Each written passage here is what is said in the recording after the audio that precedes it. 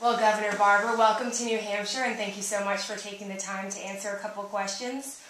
I'm sure you've learned by now that here in New Hampshire we're very, very proud of our first in the nation primary. As a potential candidate, what does the New Hampshire primary mean to you? How do you see its role? It's very appropriate to start off with a primary like this because candidates have to take time to meet voters, one-on-one, small groups, comfortable settings, take questions, informal, not all planned, not teleprompter politics. And that's useful, particularly early in the process, so that there's a lot of exposure of candidates. And I think what the public wants are plain-spoken, common-sense truth tellers.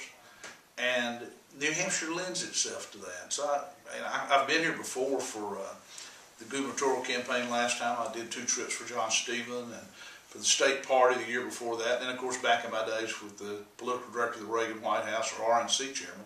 But I've never been here as a potential candidate. But by the end of this month, I'll be in or out. And if I run, I'm going to run hard in New Hampshire. Now, you're from Mississippi, and you've got the accent to prove it. Do you see any specific challenges as a candidate from the Deep South, keeping in mind that we really haven't had a Republican nominee or president from the Deep South anytime real recently? Well, we consider Texas in the Deep South. We had a debate about that, actually. President Bush lives in Dallas, where they talk just like I do. But I don't think where a candidate's from in this day and age is as big a factor as the candidate's ideas, the candidate's record. And I think voters are looking for both. They want a conservative who's for the right policies. And if this election's about policy, that helps Republicans and it hurts Obama. But they also want somebody who gets results. I think voters are tired of voting for politicians based on the politicians' hopes and aspirations, and they're ready to vote for politicians who get things done. And that's what I hope to be able to show people in New Hampshire and everywhere else, that I'm for the right policies and I know how to get things done. Sure. Now, turning to something that's on almost everybody's minds right now, gas prices are going through the roof. Almost, I think, over $4 a lot of places. Not quite yet here in New Hampshire, but certainly pretty close. So energy is increasingly on voters' minds.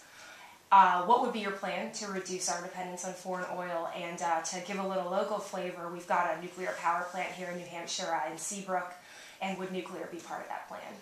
Well, let me just start off by saying the Obama administration's policy from the beginning has been to drive up the cost of energy so Americans will use less of it. That's not energy policy, that's environmental policy. They're doing that to reduce pollution.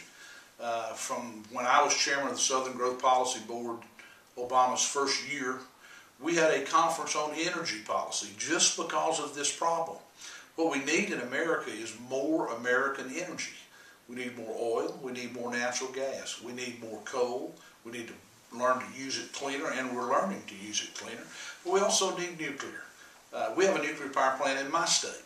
About 20% of Mississippi's electricity is generated by nuclear, and it's the least expensive baseload power that we have. But at the same time, we're building a coal-fired power plant in Mississippi that not only will use indigenous lignite coal, but it'll be the first commercial scale carbon capture and sequestration coal-fired power plant in the United States. It will emit at the rate of a natural gas-fired power plant. So when I say all of the above, I mean all of the above. We make solar panels in Mississippi. We're deeply involved in conservation and efficiency, a very important part of the energy policy. But for us to become more energy secure, it's very simple. We need to produce and use more American energy. Sure. Great, thank you. The tough question.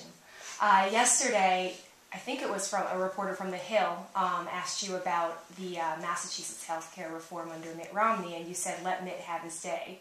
Well, it's the next day. Today's a new day. Anything to add to that?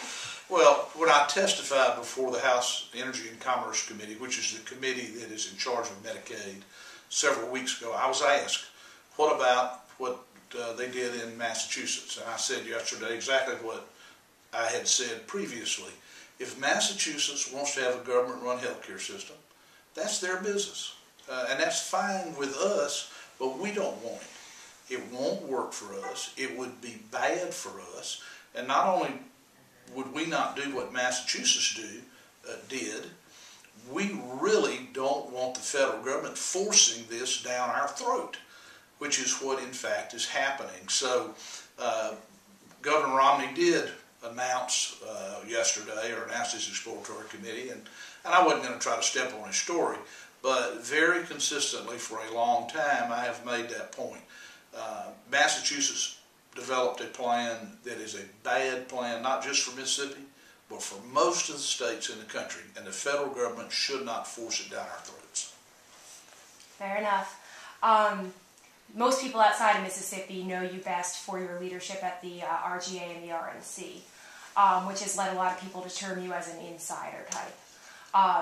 Considering that in the 2010 midterms, the sort of insider versus outsider dynamic driven by the Tea Party played a large role, as a candidate, if you were to become one, how would you see you reaching out to Tea Party activists, and how would you see that dialogue going? Well, I said earlier, I think people want a president who knows how to get things done. That's why governors are more likely to get elected president than anybody else. Democrats or Republicans more often will elect a governor, because being governor is more like being president. Because governors have to get things done. We have to balance budgets. We have to bring in jobs. We have to grow our economy. And then occasionally a governor like me gets confronted with a mega disaster like Katrina, the worst natural disaster in American history. And there's an even greater requirement for a governor to know how to get things done when you have to manage an unprecedented, utter obliteration of a large part of your state. And that is what my goal will be, is to demonstrate to Americans, including and starting in New Hampshire, that I know how to get things done even under the worst of circumstances. That we've got a financial crisis in the United States that needs to be solved in the same way that the natural disaster crisis of Katrina was dealt with, by somebody who understands how to get things done, who makes tough decisions, follows through, gets results.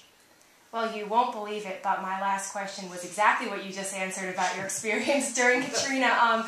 Do you want to speak a little more specifically about any specific lessons you might have learned that you think you could apply to some of the national issues facing the country?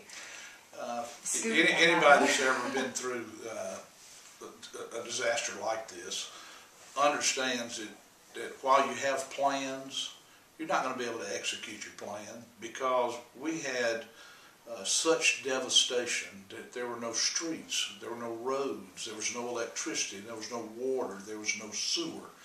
And I told the head of my National Guard he might as well have been a Civil War general, because he couldn't communicate with anybody without literally sending another soldier over to talk to somebody 100 yards or 100 miles away. But you learn, if you've got a good plan and good leadership, you can adapt, that you can be flexible, that you can do what it takes to get the job done, from search and rescue to recovery to rebuilding to renewal. And it takes management, it takes, frankly, knowing how to get things done. It was a heck of a lot easier to do knowing people in Washington, understanding how the government works, having ties across the country with businesses that could help us, that were critical to our rebuilding, to get Chevron and DuPont and Northrop Grumman back open faster, and having the knowledge of their leadership and having worked with those leadership over the years. All of those things come together. There's no silver bullet. There's no magic pill that if you have some terrible disaster, if you'll just wave this magic wand, everything's going to be great. But it's tough, hard management, making decisions, whether they're popular or not. And at the end of the day, it's good people. We are coming back bigger and better than we've ever been because of the spirit and the character of the people of Mississippi, much more than any other thing. Well, I know that many people credit you for a lot of how successful Mississippi handled the situation. So thank you so much, Governor Barbour, and enjoy the rest of your trip here in New Hampshire. Thanks, Amelia. Hope it warms up a little for you. Thank you,